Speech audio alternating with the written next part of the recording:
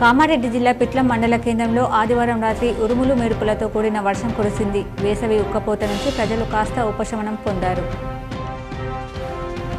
Manik Bhandar తండాలు transformer వరుస చోరీలకు పాల్పడుతున్నారు. దొంగలు ఆదివారం ట్రాన్స్ఫార్మర్లోని ఆయిల్ కాయిల్లు కాపర్ను చోరీ చేశారు.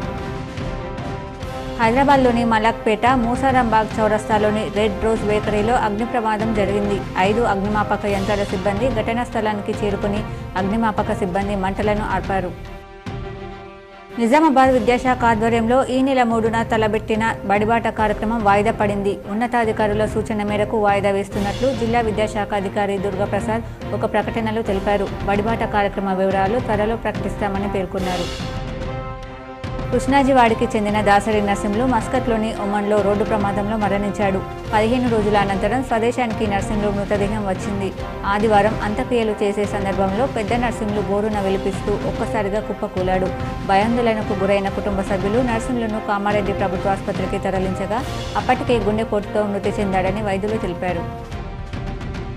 ఢిల్లీ మద్యం కుంభకోణం కేసులో అరెస్టై తిహార్ జైలులో ఉన్న బీఆర్ఎస్ ఎమ్మెల్సీ కవిత జ్యుడిషియల్ కస్టడీ నేటితో ముగియనుంది.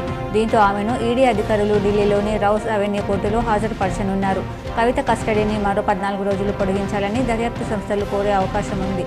మరోవైపు కవిత దాఖలు చేసిన బెయిల్ పిటిషన్పై ఢిల్లీ హైకోర్టు తీర్పును రిజర్వ్ చేసిన విషయం తెలిసిందే. రుతుపవనాల ప్రభావంతో కేరళలో భారీ వర్షాలు కురుస్తున్నాయి. కొట్టాయం జిల్లాలో 582 మందిని సహాయక శిబిరాలకు తరలించారు. కంజిరపల్లి, వైకోం, చంగనస్సిరి డివిజన్లలో 33 సహాయక శిబిరాలను ఏర్పాటు చేశారు.